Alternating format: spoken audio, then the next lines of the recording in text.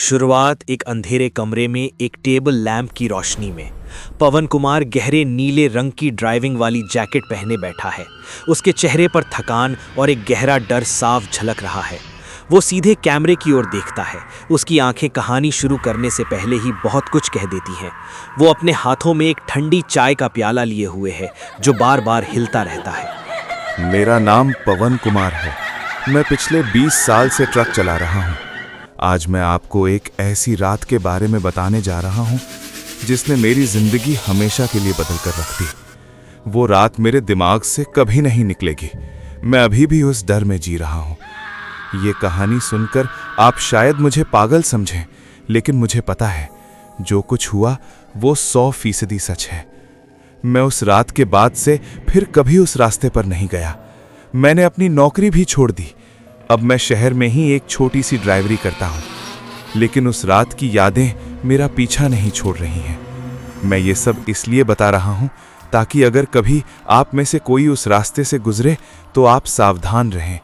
आप वहाँ रुके नहीं, चाहे कुछ भी हो जाए, आप वहाँ रुके नहीं। ये 4 महीने पहले की बात है।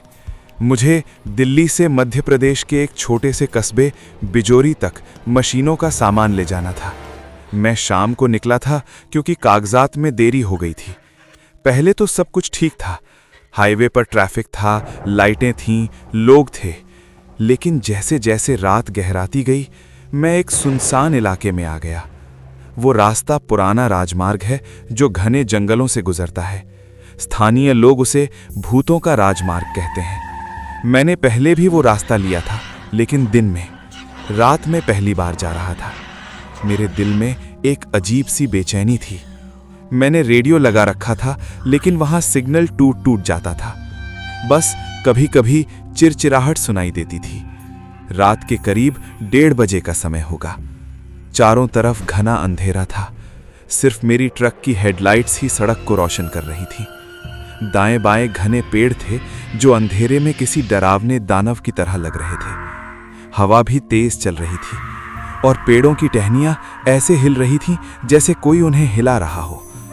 तभी अचानक मेरी नजर सड़क के किनारे पड़ी। एक सफेद साड़ी पहने हुई औरत खड़ी थी। उसने हाथ हिलाया मानो लिफ्ट मांग रही हो। मैंने पहले तो सोचा आगे बढ़ जाता हूं। रात के इतने अंधेरे में, ऐसे सुनसान जंगल में औरत का अकेले खड़ा होना सही नहीं लग रहा था। लेकिन फिर मैंने सोचा अगर वो सच में मुसीबत में है तो, अगर उसे मदद की जरूरत है तो। मेरा दिल नर्म पड़ गया। मैंने ब्रेक लगा दी और ट्रक रोक दी। मैंने दरवाजा खोला। वो औरत चुपचाप अंदर आ गई। उसने एक शब्द भी नहीं बोला। मैंने कहा, कहाँ जाना है? कोई जवाब नहीं। मैंने पलट कर देखा। वो पीछे की सीट पर बैठी थी। उसके चेहरे पर उसके लंबे काले बाल पड़े हुए थे, इसलिए चेहरा साफ नहीं दिख रहा था। उसने सफेद साड़ी पहन रखी थी जो बिल्कुल साफ थी, जबकि बाहर कीचड़ था। मुझे थोड़ा अजीब लगा, लेकिन मैंने सोचा शायद वो डरी हुई है। मैंने फिर से ट्रक स्टार्ट की और आगे बढ़ गया। अब ट्रक के अंदर एक अजीब सी खामोशी छा गई। सिर्फ इंजन की आवाज और बाहर हवा का शोर। मैंने रेडियो का बटन दबाया, लेकिन अब तो बिल्कुल ही सिग्नल चला गया था। सिर्फ एक सीटी सी आवाज। करीब 15 मिनट तक हम चुपचाप चलते रहे। तभी अचानक मुझे ऐसा लगा जैसे कोई मेरे कान के पास सांस ले रहा है, ठंडी सांस। मैं झटका सा गया। मैंने शीशे में देखा, वो औरत अभी भी पीछे बैठी थी, लेकिन अब उसने अपना सिर उठा लिया था। मैंने डरते हुए पूछा, आप ठीक तो हैं? कोई जवाब नहीं। फिर उसने धीरे से अपना हाथ आगे बढ़ाया और उसने मेरे कंधे को छुआ। मैं आपको बता नहीं सकता उस स्पर्श का एहसास कैसा था। वो हाथ बर्फ की तरह ठंडा था। ऐसा लगा जैसे किसी ने मेरे कंधे पर बर्फ का टुकड़ा रख दिया हो। मेरे रोंगटे खड़े हो गए। मैंने तेजी से उसका हाथ हटाया। क्या कर रही हो? बैठ जाओ। लेकिन वो चुप रही। अब मेरा दिल जोर जोर से धड़कने लगा। मैंने गाड़ी की रफ्तार बढ़ा दी। तभी मैंने शीशे में देखा, वो औरत अब मुस्कुरा रही थी। एक भयानक डरावनी मुस्कान। उसके होंठ लाल थे, बहुत ज्यादा लाल, जैसे खून से रंगे हुए हों। मैंने जोर से ब्रेक लगा दिए। ट्रक रुक गया। मैंने पलट कर देखा, वो अभी भी वहीं बैठी थी, मुस्कुराती हुई। मैंने डरते हुए कहा, यहाँ उतर जाओ, मैं आगे नहीं जा सकता। वो बोली, पहली बार। उसकी आवाज़ बहुत पतली और कर्कश थी, जैसे किसी ने कांच के टुकड़े घिसे हों। उसने कहा, मुझे अभी उतरना नहीं है, तुम मुझे मेरे घर तक छोड़ोगे। मैंने पूछा, तुम्हारा घर कहाँ है? वो बोली, आगे है, जंगल के अंदर। मैंने कहा, यहाँ तो जंगल ही जंगल है, कोई घर नहीं दिख रहा। वो फिर से मुस्कुराई, तुम देख नहीं सकते, लेकिन मैं दिखा सकती हूँ। अब मैं पूरी तरह से डर गया था। मैंने कहा, नहीं, मैं नहीं जा सकता, तुम यहीं उतर जाओ। मेरी आवाज़ कांप रही थी। वो औरत अचानक गुस्से में बोली, तुम्हें जाना पड़ेगा। उसकी आवाज़ अब और भी डरावनी हो गई थी। उसने अपना चेहरा आगे बढ़ाया। अब मैं उसे साफ देख सकता था। उसकी आंखें, भगवान, उसकी आंखें, वे पूरी तरह से काले थीं। कोई पुतली नहीं, कोई सफ़ेदी नहीं, बस काले गड्ढे। मैं चीखना चाहता था, लेकिन मेरा गला रुंध गया। मैंने तेज़ी से दरवाज़ा खोलने की कोशिश की, लेकिन वो बंद था, जाम हो गया था।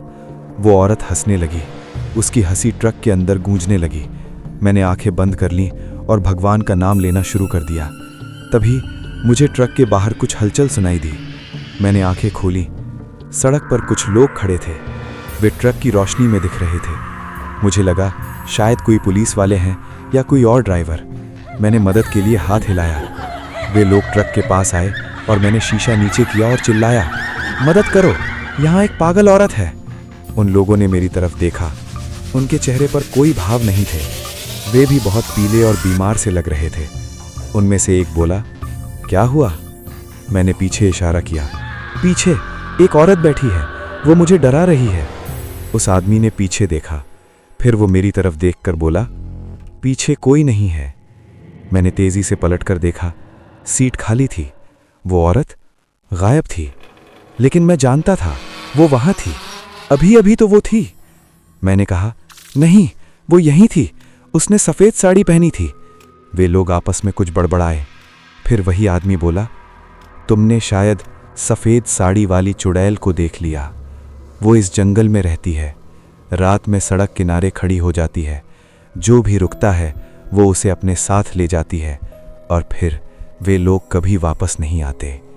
मैं कांपने लगा। मैंने पूछा, वो कहाँ गई? आदमी ने जंगल की ओर इशारा किया, अंदर। तुम भाग्यशाली हो कि तुम बच गए, अक्सर लोग नहीं बचते। मैंने उनसे पूछा कि क्या वे मुझे अगले शहर तक साथ चलेंगे। उन्होंने मना कर दिया। वे बोले, हमें यहीं रुकना है। मैंने उनका धन्यवाद किया और ट्रक स्टार्ट की। मैं जितनी तेज़ी से भाग सकता था भागा। मेरी नज़रें बार बार रियर व्यू मिरर पर जा रही थीं, डर के मारे कि कहीं वो फिर से दिख ना जाए। लेकिन सीट खाली ही रही। लगभग आधे घंटे बाद मुझे एक छोटी सी दुकान दिखाई दी। वहाँ एक बुढ़िया चाय बना रही थी। मैंने ट्रक रोकी और नीचे उतरा। मेरे पैर लड़खड़ा रहे थे। मैं बुढ़िया के पास गया और चाय मांगी। मैं बहुत ही पीला और डरा हुआ दिख रहा हूँगा, क्योंकि बुढ़िया ने पूछा, क्या हुआ बेटा, तू तो मौत जैसा दिख रहा है। मैंने सारी बात बताई। वो सुनकर बुढ़िया ने एक लंबी सांस ली। उसने कहा, तू बच गया बेटा, उस सफ़ेद साड़ी वाली ने तेरी जान बख्श दी। वो कोई औरत नहीं, एक बुरी आत्मा है। सालों पहले इसी जंगल में एक औरत की हत्या कर दी गई थी। उसने सफ़ेद साड़ी पहनी हुई थी। तब से उसकी आत्मा इस जंगल में भटकती है। वो रात में सड़क किनारे खड़ी होकर लिफ्ट मांगती है।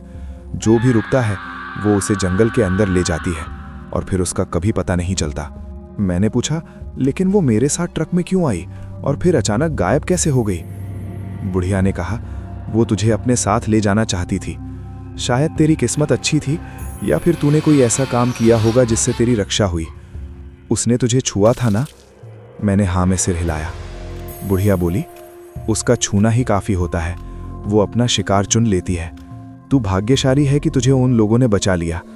वे लोग भी? बुढ़िया ने अचानक बात बंद कर दी। मैंने पूछा, वे लोग कौन थे? बुढ़िया ने आंखें नीची कर ली। उन लोगों का भी कभी वही हश्र हुआ था। वे अब उसी जंगल में रहते हैं, मरे हुए नहीं लेकिन जीवित भी नहीं। वे उस आत्मा के गुलाम बन गए हैं। वो उसकी रक्षा करते हैं और उसके नए शिकार ढूंढने में मदद करते हैं। ये सुनकर मैं और भी ज़्यादा डर गया। मैंने पूछा, तो क्या मैं सुरक्षित हूँ? बुढ़िया ने कहा, अभी के लिए हाँ, लेकिन वो तुझे भूली नहीं है। एक बार जिसे वो छू लेती है वो उसे ढूंढ ही लेती है। तुझे इस इलाके से दूर रहना चाहिए, कभी वापस मत आना। मैंने बुढ़िया को कुछ पैसे दिए और वहाँ से निकल गया। मैंने उस रात डिलीवरी नहीं की, मैं सीधे दिल्ली वापस आ गया। मैंने अपने मालिक को सब कुछ बताया, लेकिन उसने मेरी बात पर विश्वास नहीं किया। उसने सोचा मैं माल लूटना चाहता हूँ। मैंने नौकरी छोड़ दी।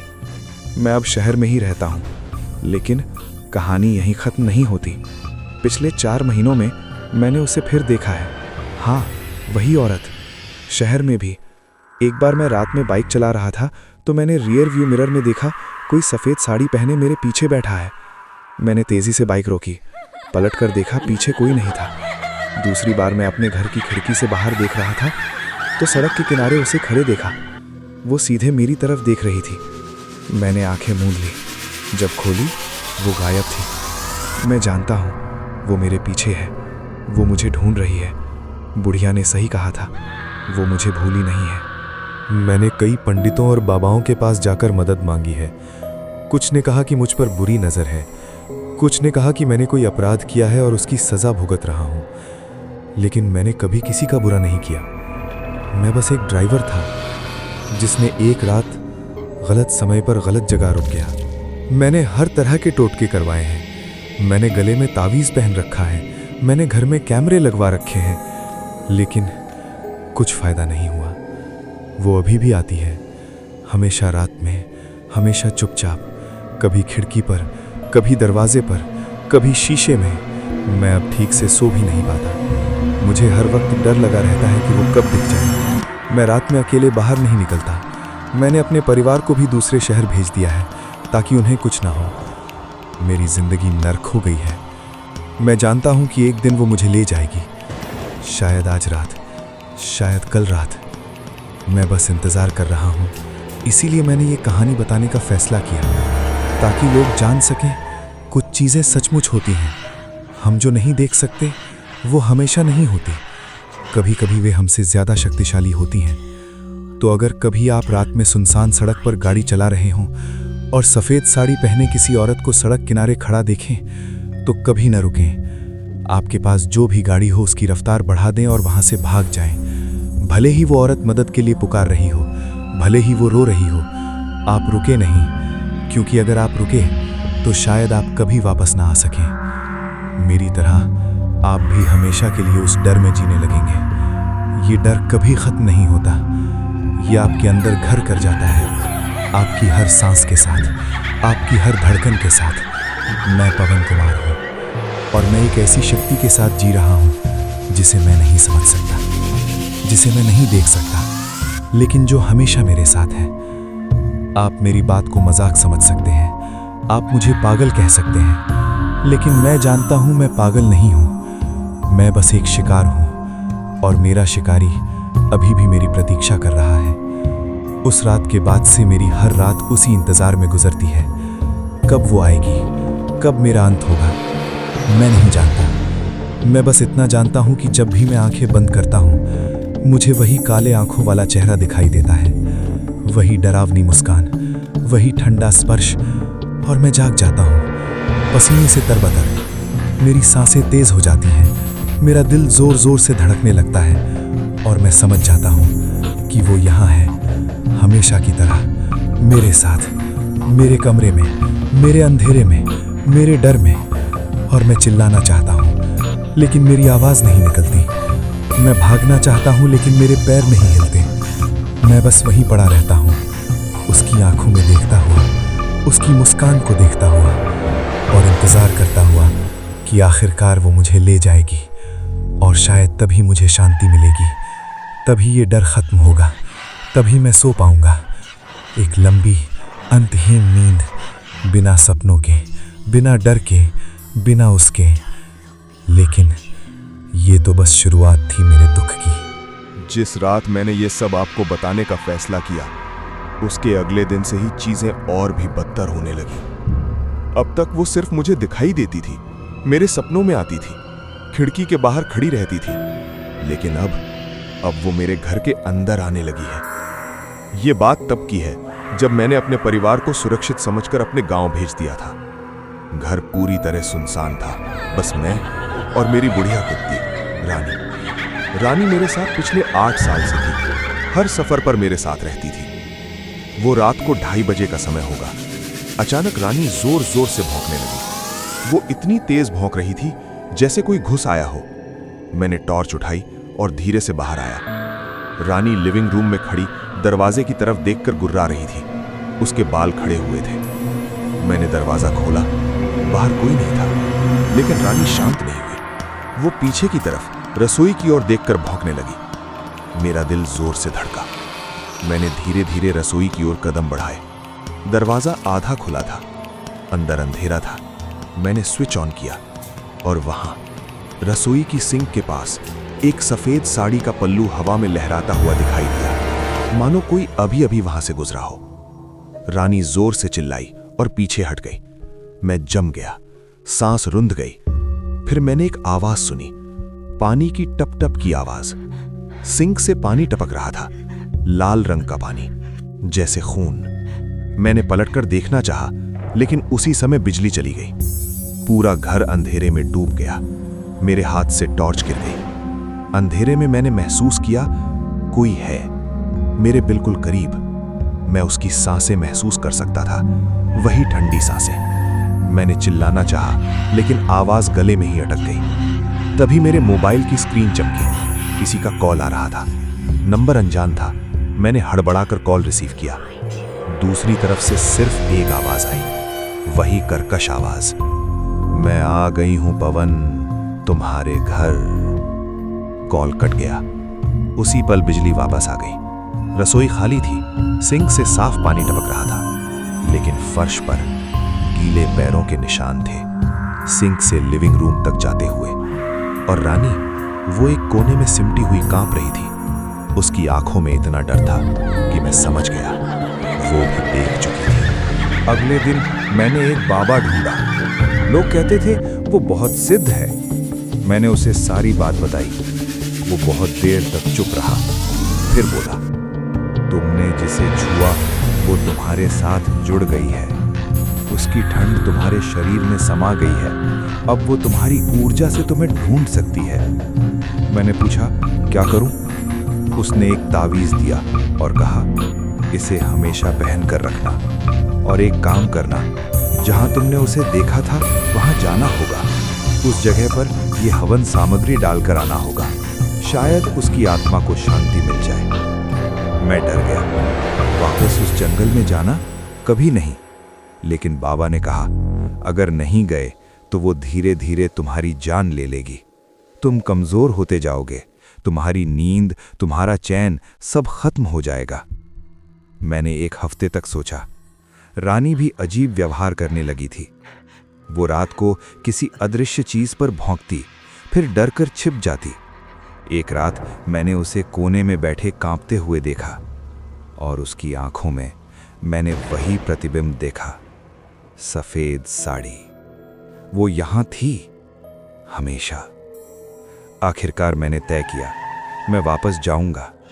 मैंने अपने पुराने ट्रक वाले दोस्त रमेश को फोन किया।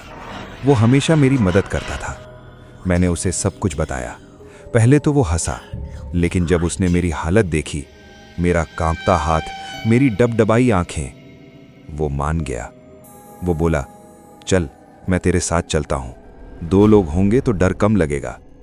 हम दोपहर में निकले। मैं चाहता था कि दिन के उजाले में ही वहां पहुंच जाएं। रास्ते में रमेश बोला, सुन पवन, मैंने भी उस रास्ते के बारे में सुना है।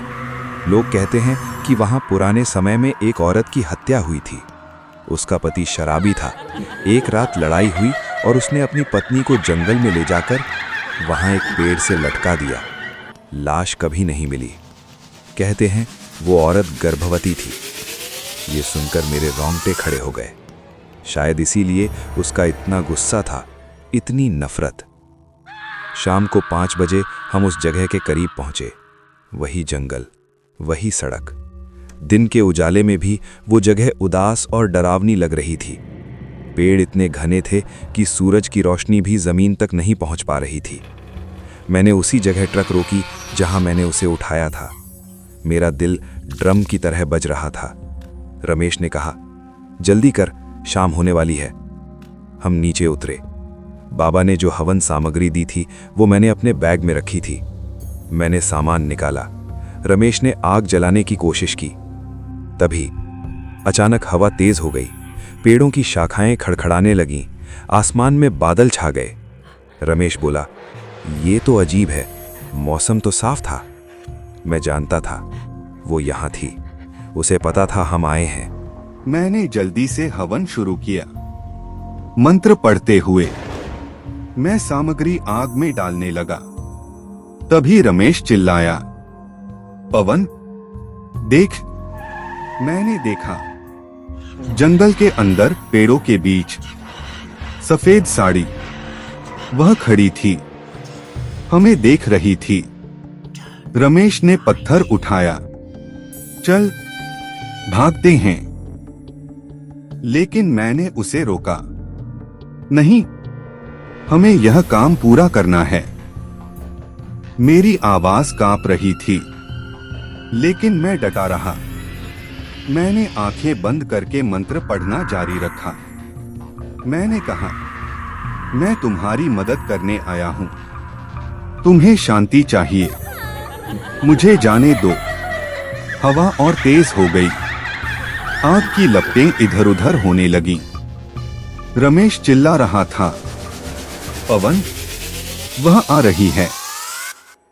मैंने आंखें खोली। वह अब हमसे सिर्फ 10 फीट की दूरी पर थी। उसकी सफेद साड़ी हवा में लहरा रही थी। उसके चेहरे से बाल हट गए थे। उसका चेहरा, भगवान, वह विचित्र था। आंखें पूरी काली, गाल पिचके हुए और उसके गले पर एक गहरा निशान, फांसी का निशान। लेकिन सबसे डरावना, उसका पेट, वह भरा हुआ था, गर्भवती की तरह। रमेश की बात सच थी। वह अपना हाथ बढ़ाने लगी। उसकी उंगलियां लंबी, काले नाखूनों वाली। मैं जड़ हो गया। तभी मेरे गले का ताबीज चमका। उसने अपना हाथ पीछे खींच लिया, जैसे उसे जलन हुई हो। मैंने हिम्मत जुटाई और बोला, मैं तुम्हारा अहित नहीं चाहता। मैं तुम्हें शांति दिलाना चाहता हूं। कृपया जाओ, अपनी मुक्ति खोजो।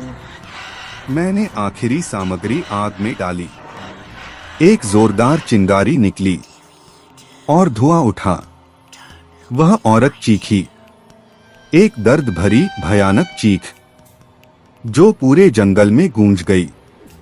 फिर वह पीछे हटने लगी। धीरे धीरे जंगल के अंधेरे में खोती चली गई। हवा शांत हो गई। आग सामान्य हो गई। रमेश और मैं वहां खड़े, पसीने पसीने हो गए थे। रमेश बोला, चलते हैं यहां से। हमने सामान समेटा और ट्रक में बैठ गए। मैंने इंजन स्टार्ट किया और हम वहां से भाग निकले। रास्ते में हम दोनों चुप थे। मेरा शरीर कांप रहा था, लेकिन एक अजीब सी शांति थी, जैसे कोई बोझ हल्का हुआ हो। रमेश ने कहा, शायद अब ठीक हो जाएगा। मैंने सिर्फ सिर हिलाया। लेकिन दोस्तों, कहानी यहां भी खत्म नहीं हुई। हाँ, वह औरत अब मुझे नहीं दिखती। वह सफेद साड़ी अब खिड़की के बाहर नहीं दिखती। रानी अब रात को नहीं भौंकती। लेकिन कुछ और है, कुछ बदल गया है। अब जब भी मैं शीशे में देखता हूं, कभी कभी मुझे लगता है मेरी परछाई वह मेरी नहीं है। उसके हाव भाव अलग हैं। कभी मैं रात को उठता हूं तो लगता है कोई मेरे कमरे में चल रहा है। लेकिन जैसे ही मैं लाइट जलाता हूँ, कोई नहीं होता। एक हफ्ते पहले की बात है। मैं बाजार से लौट रहा था। एक भिखारिन ने मेरा हाथ पकड़ लिया। उसने मेरे चेहरे को गौर से देखा और फिर डरकर मेरा हाथ छोड़ दिया।